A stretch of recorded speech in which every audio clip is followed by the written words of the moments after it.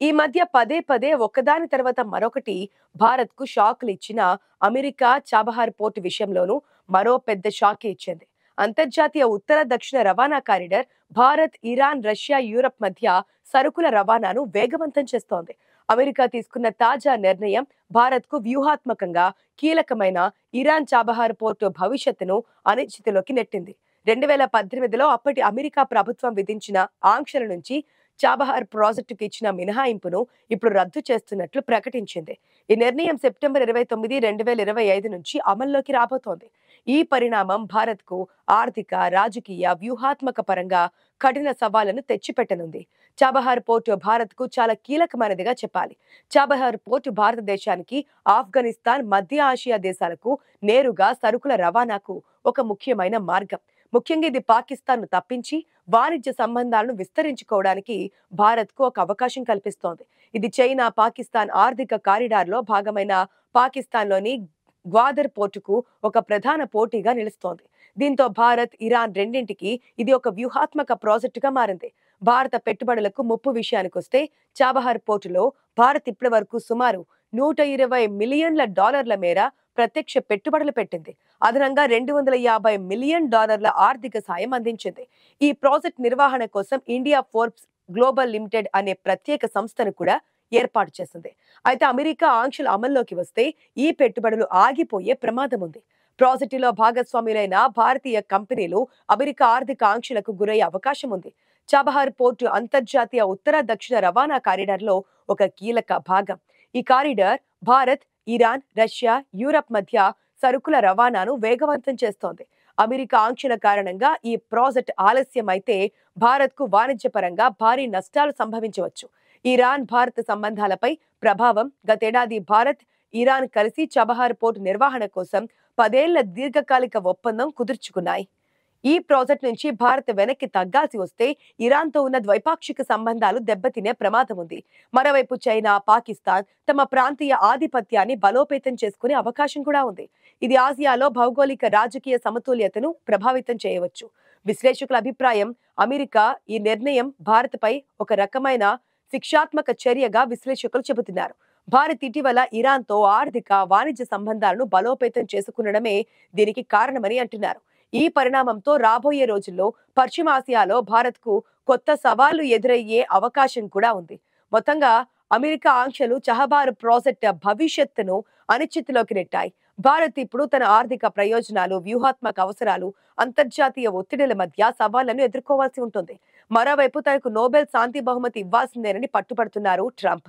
భారత్, పాక్ పోరు సహా 7 యుద్ధాలు ఆపాను అంటూ ట్రంప్ నోట మళ్లీ అదే మాట వినిపిస్తోంది. ఇప్పటికే వాణిజ్యాన్ని చూపి భారత్, పాకిస్తాన్ మధ్య యుద్ధాన్ని నిలువరించారని అమెరికా అధ్యక్షుడు ట్రంప్ 39వసారి చాటుకున్నారు.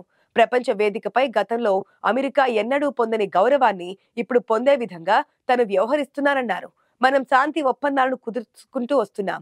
మనం యుద్ధాలను నిలువరిస్తున్నాం. Bharat, Pakistan, Thailand, Cambodia, Armenia, Azerbaijan, Kosovo, Serbia, Israel, Iran, Egypt, Ethiopia, Rwanda, కాంగోల మధ్య పోరును ఆపాం. వీటిలో 60% వాణిజ్యం అంశం ఆధారంగానే నిలిచిపోయాయి. అది తన గొప్పదనం అంటూ గొప్పలకు పోయారు అని శనివారం న్యూయార్క్ లో జరిగిన అమెరికా కార్నటోన్ ఇన్స్టిట్యూట్ ఫౌండర్స్ విందు కార్యక్రమంలో ట్రంప్ వివరించారు. రష్యా, యుక్రెయిన్ యుద్ధాన్ని ఆపితే నోబెల్ శాంతి బహుమతి వస్తుందని నాకు కొందరు చెప్పారు. మరి మొత్తం 7 యుద్ధాలను ఆపాను. వాటి సంగతేంటి? పుతిన్తో మంచి సంబంధాలు ఉండడంతో రష్యా, యుక్రెయిన్ యుద్ధాన్ని సులభంగా నిలువరించొచ్చని మొదట్లో భావించారు. అయితే అది చాలా సంక్లిష్టంగా ఉంది. ఏదో ఒక రీతి రష్యా, యుక్రెయిన్ యుద్ధాన్ని ముగిస్తారు అని ట్రంప్ వ్యాఖ్యానించారు. తన రాజకీయ శత్రువులపై చట్టపరంగా చర్యలు తీసుకోవాలంటూ అటార్నీ జనరల్ పామ్ బోండిని అమెరికా అధ్యక్షుడు డొనాల్డ్ ట్రంప్ కోరారు. మనం ఇక ఆలస్యం చేయలేము. ఇది మన కీర్తి, విశ్వసనీయతను చంపేస్తోంది. వారు నన్ను 2 సార్లు అభిశంసించారు, అభియోగాలు మోపారు. న్యాయం జరగాల్సిన సమయం వచ్చింది అని ట్రంప్ తన సామాజిక మాధ్యమం ట్రూత్ సోషల్లో రాసుకొచ్చారు. ఇక FBI మాజీ director James Comey, California Democratic senator Adam Schiff, New York attorney general Letitia జెమ్ను ఉద్దేశిస్తూ ట్రంప్ ఈ పోస్ట్ పెట్టినట్లుగా తెలుస్తోంది. బోండేకి ట్రంప్ వ్యక్తిగతంగా మెసేజ్ పెట్టబోయి అందరికీ తెలిసేలా పెట్టారని నెటిజన్లు కామెంట్లు పెడుతున్నారు. ఈ విషయం సామాజిక మాధ్యమాల్లో వైరల్ అయ్యింది.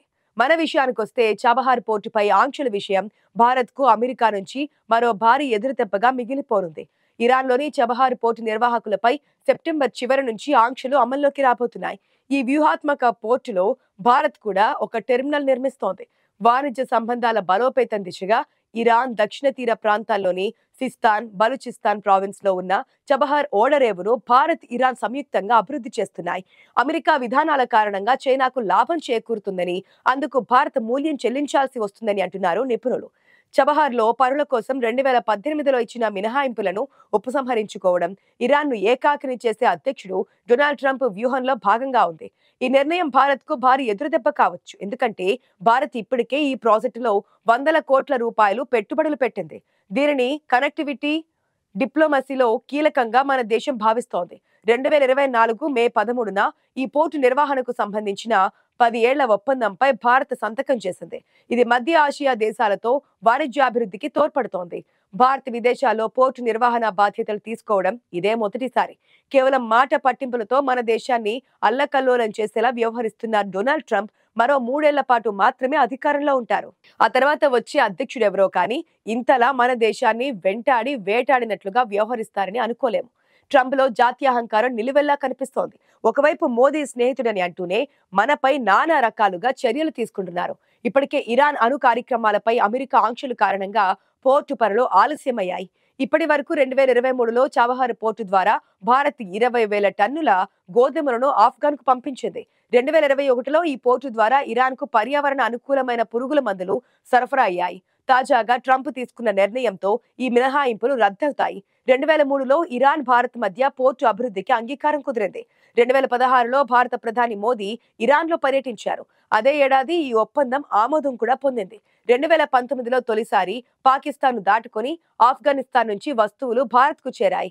భారత్, ఇరాన్, ఆఫ్ఘనిస్తాన్లను కలిపే చబహార్ పోర్టును గ్వాదర్ పోర్టుకు సవాల్గా భావిస్తున్నారు. అరేబియా సముద్రంలో చైనా ఉనికిని సవాల్ చేసేందుకు చబహార్ పోర్టు భారత్ కు ఉపయోగపడుతోంది. గ్వాదర్ పోర్ట్ చబహార్ ఓడరేవు నుంచి రోడ్డు మార్గంలో కేవలం 400 కిలోమీటర్ల దూరంలో ఉంటుంది. అదే సముద్ర మార్గంలో అయితే ఈ దూరం కేవలం 100 కిలోమీటర్లు. భారత వ్యూహాత్మక దౌత్య ప్రయోజనాలకు కూడా ఈ పోర్టు చాలా కీలకం. ఆఫ్ఘనిస్తాన్లో తాలిబాన్ల పురోగమనం తర్వాత మధ్య ఆసియా దేశాలతో భారత ప్రత్యక్ష సంబంధాలు తగ్గాయని నిపుణులు భావిస్తున్నారు. చబహార్ ద్వారా అవసరమైతే భారత్ ఇప్పుడు కాబూల్ చేరుకోగలదు. అలాగే మధ్య ఆసియా దేశాలతో వాణిజ్యం కూడా పెరగొచ్చు. గతంలో ట్రంప్ మొదటి పదవీ కాలం విధించిన ఆంక్షలకు అనుగుణంగా భారత్ తన సొంత ప్రయోజనాలను పక్కన పెట్టి ఇరాన్ నుంచి చమురు దిగుమతులను పూర్తిగా నిలిపివేసింది. ఇది చైనాకు భారీగా ప్రయోజనం చేకూర్చింది. ప్రపంచంలోనే అత్యంత చౌకైన ఇరాన్ చమురును కొనుగోలు చేసే ఏకైక దేశంగా నిలిచింది. ఇది చైనా ఇంధన భద్రతను బలోపేతం చేసింది. భారత్ మాత్రం నష్టాలను చవిచూస్తూనే ఉంది.